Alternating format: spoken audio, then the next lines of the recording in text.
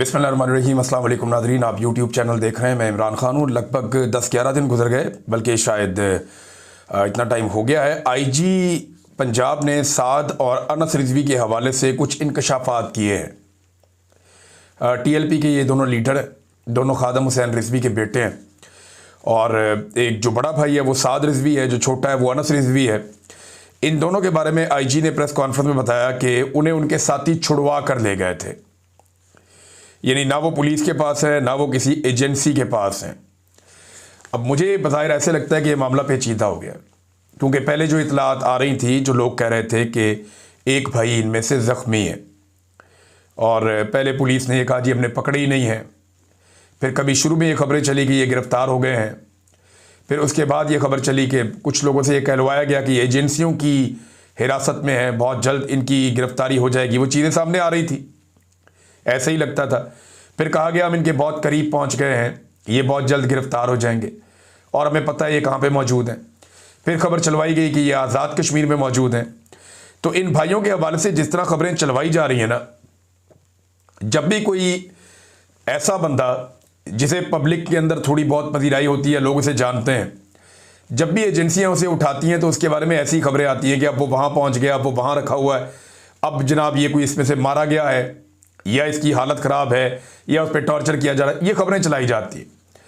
कोई आदमी पाकिस्तान की इंटेलिजेंस एजेंसियों की हिरासत में चला जाता है, जब भी कभी जबरी तौर पर लापता किया जाता है, तो वो और उसकी फैमिली और उसके लोग इस सूरत हाल से गुजरते हैं। ये मैं अच्छी तरह जानता हूँ। अब ये डिफरेंट किस्म की खबरें चलवाने के बाद जो मेरा अंदाज़ा है वो ये है कि जब तक ये तरीके लब्बैक को मुकम्मल तौर पर डी फंक्शनल नहीं कर दिया जाता, मुकम्मल तौर पे ख़त्म नहीं कर दिया जाता, या जब तक ये दोनों भाई जो हैं ये किसी बात पे आमादा नहीं हो जाते, तब तक ये मामला अब आगे बढ़ना मुश्किल है। टीएलपी जो है उसको एक कलदम जमात करार दे दिया गया है। ये भी एक डेवलपमेंट है इस हवाले से जो हमारे सामने है, और डिफरेंट चीज़ें इसमें सामने आ रही हैं। लेकिन इसका जो बोझ है वो PMLN के ऊपर रहेगा। देखिए, राणा सनाउल्लाह साहब ने एक बात की है, इसमें बड़ी इंपॉर्टेंट है।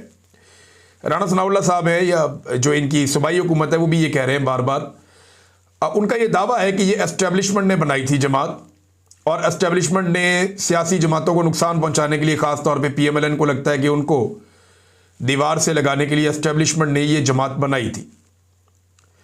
अब दूसरी तरफ एस्टेब्लिशमेंट के जो पुराना मौक़िफ़ है वो ये था कि PMLN ने इसको सपोर्ट किया था, जैसा कि कैप्टन सफदर या उनके कुछ साथी वो इनको शुरू में सपोर्ट करते रहे, और उन्हें लगा कि इस जमात को एस्टेब्लिशमेंट के खिलाफ इस्तेमाल किया जा सकता है। तो ये दोनों का एक दूसरे के ऊपर इल्ज़ाम है। एस्टेब्लिशमेंट कहती है PMLN ने इनको इनिशियली सपोर्ट किया, फिर एस्टेब्लिशमेंट ने इनको एंगेज किया। अब PMLN ये कहती है कि नहीं जी, इनको इनिशियली जो है वो एस्टेब्लिशमेंट ने लॉन्च किया, और फिर PMLN के साथ इनके ताल्लुकात ऊपर नीचे होते रहे। लेकिन इमरान खान साहब ने अपने दौर में इस जमात पर पाबंदी लगाई थी, और इनके खिलाफ एक ऑपरेशन भी हुआ था।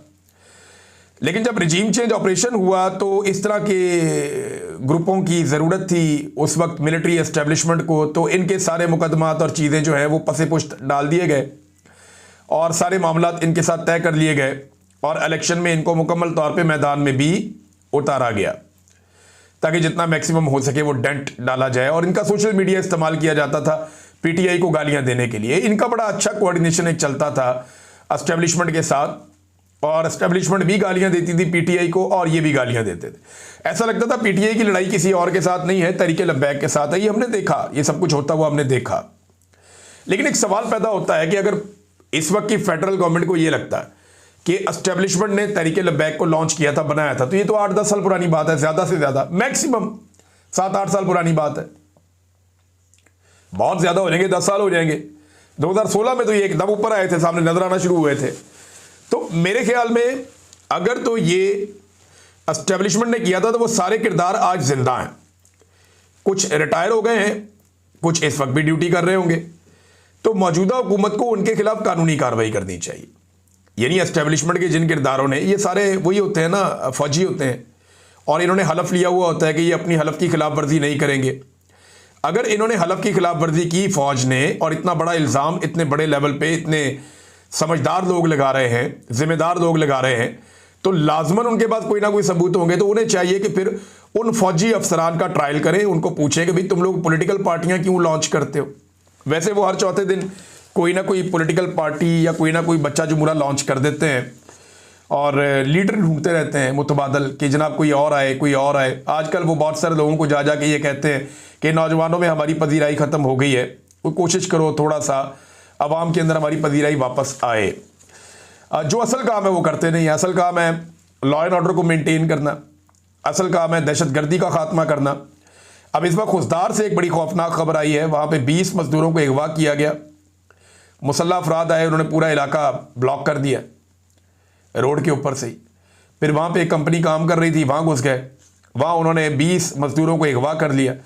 बाद में 2 को छोड़ दिया, 18 वो अपने साथ लेकर चले गए। अब सिक्योरिटी फोर्सेज का ये काम है ना करने वाला, यहाँ पे उन्हें सख्त तरीन इकदाम करने चाहिए। ये खुली दहशतगर्दी है और बड़ा वाज़ेह है कि मजदूर बेचारे काम करने गए, उनका किसी सियासी नुक्ता नज़र से या किसी इनकलाबी नुक्ता नज़र से कोई ताल्लुक नहीं है। वो बेचारे अपने घर से मजदूरी करने गए अपने बीवी बच्चों का पेट पालने। अब उनको जब दहशतगर्द अगवा करके बादुकात उनका कत्ल करते हैं, बादुकात उनको अगवा करने के बाद अपने मुतालबात मनवाते हैं, तो ये खुली दहशतगर्दी है। ये है वो असल दहशतगर्द। यहाँ पे पीटीआई पे दहशतगर्दी के मुकदमे दर्ज कर दिए जाते हैं, कोई जलसा करे उस पर दर्ज कर दिए जाते हैं। जो असल दहशतगर्द है उनको कंट्रोल करने में पाकिस्तान की एस्टेब्लिशमेंट कामयाब नहीं हो रही। अब जो मजदूर बेचारे पकड़े गए हैं उनके घर वालों को कौन जवाब देगा? सियासतदानों को इस सारे मामले का सियासी हल निकालना चाहिए। मैं पहले दिन से इस बात पे कायल हूं कि जितनी सियासी जमातें हैं वो सियासतदान मिल के जो सियासी नुक्ता से इन मसाइल का हल निकलता है, जहां लोगों की महरूमियां हैं, जहां स्कूल चाहिए, जहाँ पे तालीम चाहिए, हेल्थ चाहिए, जहाँ पे बहुत सारी इंडस्ट्री चाहिए, लोगों का मेयार ज़िंदगी बुलंद करने की ज़रूरत है, उनके शिकवे शिकायतें हैं, उनको दूर करने के लिए पॉलिटिकल क़यादत अपना रोल प्ले करे। लेकिन सेम टाइम में जो दहशतगर्द हैं जिन्हें पाकिस्तान के दुश्मन स्पॉन्सर करते हैं, सिक्योरिटी फोर्सेज की रिस्पॉन्सिबिलिटी है कि पीटीआई या इमरान खान की बजाय उन दहशतगर्दों के पीछे जाए, उन्हें कुचलें, उन्हें मारें, कौम भी उनको सलाम करेगी। दूसरा नादरीन, इसमें एक चीज़ और नवाज शरीफ साहब के हवाले से देखें। अब जाके ये कैप्टन सफदर ने एक दावा कर दिया। पहले ज़रा आप ये दावा तो सुन लें। आप कैप्टन सफदर कहते हैं जब भारत ने पाकिस्तान पर हमला किया तो नवाज शरीफ ने शहबाज शरीफ से कहा कि मैंने 6 एटमी धमाके करके भारत को जवाब दिया था, मुझे जवाब चाहिए वरना इस्तीफा दे दो।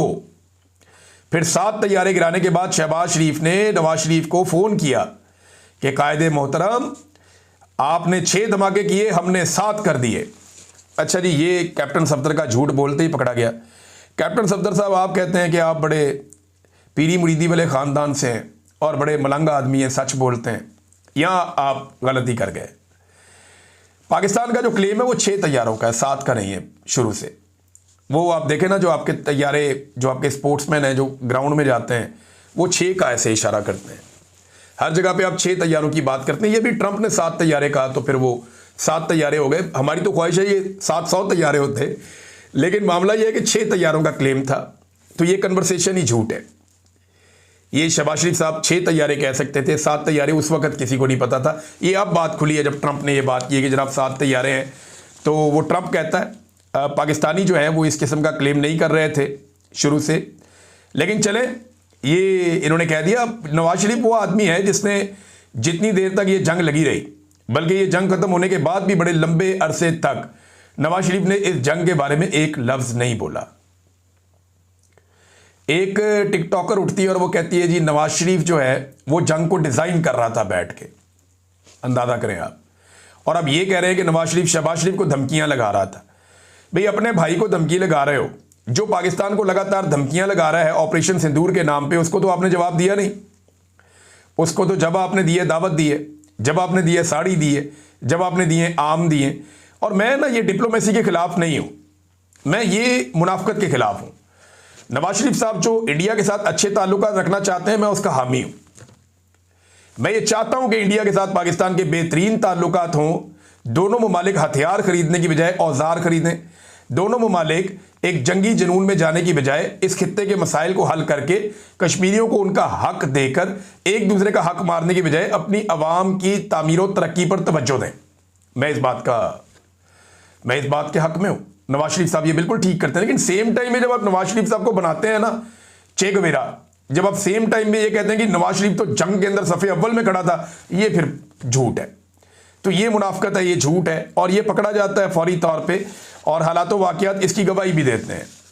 नाज़रीन, हालत नवाज शरीफ साहब की ये हो गई है इन्हीं झूठों और इन्हीं हरकतों की वजह से कि नून लीग पंजाब में पार्टी की बुनियाद पर इलेक्शन करने से भाग गई है। वो कहते हैं जी हम गैर जमाती इलेक्शन करवाएंगे। ये गैर जमाती इलेक्शन जो है ना, ये डिक्टेटर्स करवाते होते हैं। परवेज़ मुशर्रफ ने जब करवाया था, सबने बड़ा रुला डाला था कि यार ये क्या बात है, ये क्यों इस तरह कर रहा है, और अजीब अजीब गरीब किस्म के, और डिक्टेटर इस तरह के काम करते होते हैं। जो जमाती बुनियादों पे इलेक्शन होते हैं वो इलेक्शन होने चाहिए, चाहे वो बल्दियाती इलेक्शन भी क्यों ना हो।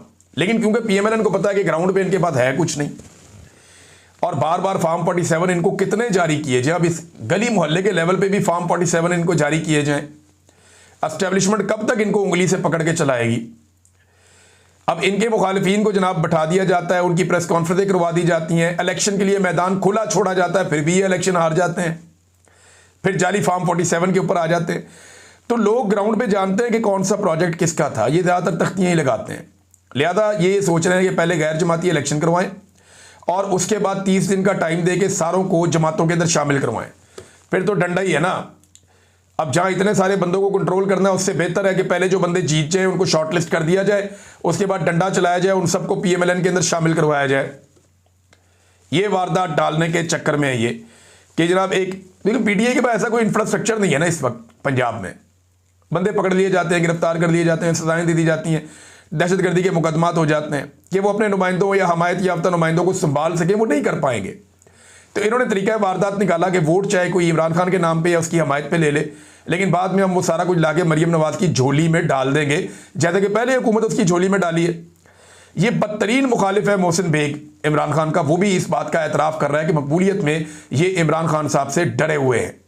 एक और चीज़ भी है ना, जमाती बुनियादों पर इलेक्शन होगा तो PTI के झंडे होंगे, इमरान खान साहब की फ़ोटोज़ होगी, जिनसे इनको फोबिया है, ये डरते हैं। और पंजाब में इसीलिए ये जमाती बुनियादों पे इलेक्शन नहीं बल्कि गैर जमाती बुनियादों पर इलेक्शन करवाने के हक में हैं। असद कैसर साहब ने बड़ा चैलेंज किया, उन्होंने कहा जी पंजाब में बल्दियाती इंतखाबात करवाएं और PTI को मौका दें। नून लीग एक भी सीट नहीं जीत पाएगी, री इलेक्शन करवा दें। अगर नून लीग एक भी सीट जीत गई तो सियासत छोड़ देंगे। बहुत बड़ा चैलेंज है असद कैसर साहब का। और हालात वैसे ग्राउंड के ऊपर इसी तरह के हैं, कोई मुख्तलिफ हालात नहीं है। नाज़रीन, खैबर पख्तूनख्वा में जब नई तहरीक शुरू की सुहेल अफरीदी साहब ने इस मरतबा, क्योंकि एक मोमेंटम उनको बनाना है इमरान खान साहब की तहरीक को आगे चलाने के लिए, मामलात को आगे बढ़ाने के लिए, ख़ास तौर पे ये लोग जद्दोजहद कहते हैं कि इमरान खान साहब को जेल से बाहर निकालना है, उसके लिए पाकिस्तान तहरीक इंसाफ जोर लगाती है। गंडापुर साहब ने जब शुरू किया था तो उन्होंने भी एक मोमेंटम आहिस्ता आहिस्ता तहरीक का पकड़ा था और उसके बाद तहरीक आगे चली थी। अब इसी तरह जो मौजूदा वज़ीर आला सुहेल अफरीदी है, उन्होंने भी काम शुरू किया। तो 4 सद्दा में उनका पहला जलसा हुआ और जलसे के मनाज़िर आप देख लें। मैंने जो मनाज़िर देखे हैं जलसे के, लोग बहुत चार्ज हैं और ये एस्टेब्लिशमेंट के लिए और हुकूमत के लिए परेशानी वाली बात है। जो एक मायूसी बड़ी मुश्किल से फैलाई गई थी गंडापुर साहब के दौर में, और गंडापुर साहब उसके लिए एक रीज़न भी बनते जा रहे थे, वो मायूसी अब पाकिस्तान तहरीक इंसाफ में या खैबर पख्तूनख्वा के शहरियों में कम हुई है। और अब हम ये देख रहे हैं कि गंडापुर का जो लास्ट जलसा था उसके साथ मिलाकर मैं इन वीडियोस और तस्वीर को देख रहा था, तो ये बिलाशुबा उसमें बहुत बड़ी तादाद में लोग आए थे। इमरान खान साहब की कॉल थी, लेकिन उसके इंतजामात से बेहतर यहाँ इंतजामात थे 4 सद्दा में। और दूसरा, लोग उस वज़ीर आला को इतनी तवज्जो नहीं दे रहे थे जितनी तवज्जो इस वज़ीर आला को दे रहे हैं। तो लोगों ने उम्मीद बांध ली है कि सुहेल अफरीदी वो सारी चीज़ें करेगा जो अली अमीन गंडापुर बदकिस्मती से नहीं कर पाया। लेट्स सी क्या होता है। लेकिन एक बड़ी ज़बरदस्त शुरुआत है, एक बड़ा तगड़ा और बड़ा जलसा है जिसे पाकिस्तान तहरीक इंसाफ की आप कामयाबी कह सकते हैं। नाज़रीन, अलीमा खानम और जो दूसरी इमरान खान साहब की बहनें हैं उनके ऊपर मुकदमा बनाए जा रहे हैं, दर्ज किए जा रहे हैं। वो कहती हैं ना मैं खैबर पख्तूनख्वा जाऊँगी, ना मैं अपनी ज़मानत करवाऊँगी। तो इमरान खान की बहनों को दीवार के साथ लगातार लगाया जा रहा है और बार बार यही होता हुआ हम देख रहे हैं। कभी उन्हें गिरफ्तार कर लिया जाता है, किसी और जगह छोड़ देते हैं, कभी उनके ऊपर नए मुकदमात बना लिए जाते हैं। तो अब रियासत उन्हें पकड़ती है या नहीं, ये एक बड़ा मुश्किल फैसला है रियासत के लिए भी। लेकिन ऐसा दिखाई दे रहा है कि आने वाले दिनों में अगर मामलात ख़राबी की तरफ जाते हैं तो इन बहनों को गिरफ्तार किया जाएगा। अलीमा खानम ने कहा कि यहाँ जो वज़ीर आला सुहेल अफरीदी आए थे उनको ना मिलने दिया जाना, यहाँ पंजाब की वज़ीर आला की साजिश है और ये उसके अंदर शामिल है। उन्होंने क्लियरली कहा कि अगर ये फिर खैबर पख्तूनख्वा जाएँ तो सुहेल अफरीदी उनको रोक दे और वो अपने जो चांगला गली वाला जो घर है वहाँ पे ना जा पाए। तो ये मैं एक दो चीज़ें आपके सामने मैं इसमें बता देता हूँ कि मेरा नहीं ख्याल कि ये पाकिस्तान तहरीक इंसाफ को करना चाहिए और ना ये चीज़ काम करेगी। PMLN ने जितना आपके ऊपर जुल्म किया और नहीं मिलने दिया अडियाला जेल में पाकिस्तान तहरीक इंसाफ की क़यादत को इमरान खान से, अगर मरीम नवाज़ को रोका जाएगा कि आप खैबर पख्तूनख्वा में दाखिल ना हो तो फिर हिसाब बराबर हो जाएगा, फिर आपका मुकदमा ख़त्म हो जाएगा कि आपके साथ ज़्यादती हुई है। तो मेरे ख्याल में पाकिस्तान तहरीक इंसाफ इस लेवल तक जाएगी नहीं। अलीमा खानम साहिबा ने शायद गुस्से में ये बात कर दी और जाना भी नहीं चाहिए, जाना भी नहीं चाहिए। नाज़रीन, दो खबरें और हैं। एक, पाकिस्तान को बैनुल-अक़वामी कमेटी बराए हुकूक़ निस्वां की सरबराही मिल गई है और इसमें वफाकी मुतसिब बराए इंसदादे हरासानी फौजिया वक़ार साहिबा हैं जिन्हें इसकी सरबराही मिली है। चंद ममालिक का एक टीम है, एक चंद ममालिक का एक वो ग्रुप है जिसमें पाकिस्तान को बैनुल-अक़वामी कमेटी बराए हुकूक़ निस्वां की सरबराही, हुकूक़ निस्वां के ख़वातीन के हकूक़। तो देखें, पाकिस्तान में जो ख़वातीन के हकूक़ के साथ किया जा रहा है या ख़वातीन के साथ जो ज़्यादती की जा रही है वो अनप्रेसिडेंटेड है।